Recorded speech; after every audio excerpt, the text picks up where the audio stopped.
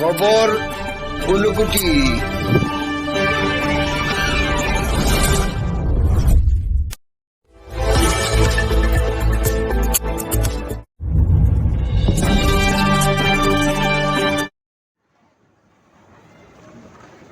এবারকার যে 2023-এর নির্বাচন ত্রিপুরা বিধানসভা, এই বিধানসভায় কার পাল্লা ভারী, কে যাবে এবার সরকারে?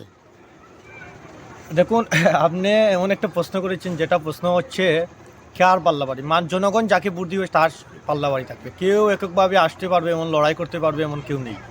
তো বেসিক্যালি আমাদের নেত্রী মমতা বন্দ্যোপাধ্যায় সেই বাংলায় নির্বাচনের পরে জয়ী হয়ে ত্রিপুরায় পাখির নজর করে রেখেছেন। সেই পৌরসভা নির্বাচন থেকে উপনির্বাচন আমরা দুটো নির্বাচন পেয়ে গেলাম আজ 2 বছরের মধ্যে।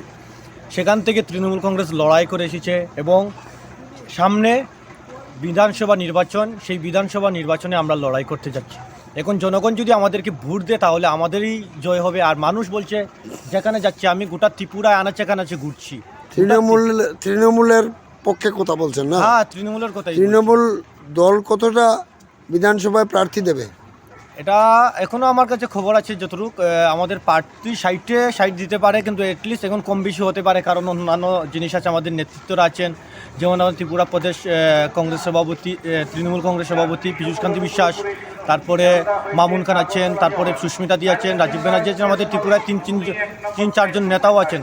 এরা সিদ্ধান্ত নেবেন কাকে ভোট দেবেন এবং কাকে প্রার্থী দিবেন, কত রাত প্রার্থী দিবেন, এবং অভিষেক বন্দ্যোপাধ্যায়, মমতা বন্দ্যোপাধ্যায় কত রাত প্রার্থী দিবেন তারাই বলতে পারবেন। আর আমি বেসিক্যালি একজন কর্মী। তো আপনি ঊনকোটি জেলার কর্মী নাকি না রাজ্য? আমি রাজ্য তৃণমূল ছাত্র পরিষদের সাধারণ সম্পাদক এবং ইন্ডিয়া ওয়ান্স মমতাদি ত্রিপুরা স্টেট কোঅর্ডিনেটর। নাম কি? আমার নাম হচ্ছে মোহাম্মদ ইয়াহিয়া খান। আমরা বেসিক্যালি সেটাই চাচ্ছি, যে আমি আপনাকে বলতে চাচ্ছিলাম যে মমতা বন্দ্যোপাধ্যায় যে প্রকল্পগুলো চালু করেছে, সেই প্রকল্প নিরিখেই মানুষ ভোট দিবে। আর ত্রিপুরার মানুষ গরিব, এই পদদলিত মানুষ এত জায়গার মধ্যে আছে, সেটা মানে বলার বাহুল্য। আর ত্রিপুরায় কৈলাস শহরে যা চলছে, বেসিক্যালি আমার বিধানসভা হচ্ছে চণ্ডীপুর। আজকে দেখতে পেলাম টিঙ্কু রায়কে নাকি বহিরাগত একজন প্রার্থী দিয়েছে, সেই দিয়ে মণ্ডল অফিস 10টা বুথ অফিসকে তালা মেরে দিয়েছে, ভাঙচুর করা হয়েছে। তারপরে বিভিন্ন জায়গায় মণ্ডল অফিসকে আগুন ধরিয়ে জ্বালিয়ে দিয়েছে। তো আমরা এটা কারা করলো? এরা বিজেপির লোক বিজেপি করছে। এটা আমাদের জয়, এটা আমাদের। টিঙ্কু রায়কে মেনে নিচ্ছে না? না, টিঙ্কু রায়কে কেন মেনে নিবে? সাধারণ মানুষ বলছে টিঙ্কু রায় ছাড়াই হবে। আর টিঙ্কু রায়কে দিয়েছে বহিরাগত একজন নেতাকে দিয়েছে, হবে কি? এটা এই স্থানীয় বিজেপির নেতৃত্বরা মিলে ওরা ভাঙচুর করেছে। ঊনকোটি জেলায় কয়টা বিধানসভা? ঊনকোটি বিধানসভায় 5টা বিধানসভা আছে। নাম বলুন তো। কৈলাসহর, চণ্ডীপুর, পেচারতল, ফটিগ্রায় এবং চামুনু। এই ঊনকোটিতে কয়টাতে প্রার্থী দিচ্ছেন আপনারা? আমাদের এখনো পর্যন্ত আমার কাছে যতটুকু খবর আছে 3টাতে দিচ্ছি আমরা। আমার কাছে যতটুকু। কোনটা কোনটা? কৈলাসহর, চণ্ডীপুর, চামুনু, পেচারতল আর ফটিগ্রায় হয়তো কি হবে জানি না। হয় দিলে দিতে পারে, নাও দিতে পারে পার্টি, এখন আমি জানি না কি হতে পারে। পাবিয়াছড়া, ফটিগ্রায়? ফটিগ্রা, হ্যাঁ। তো পাবিয়াছড়া, ফটিগ্রায় আপনাদের সংগঠন আছে?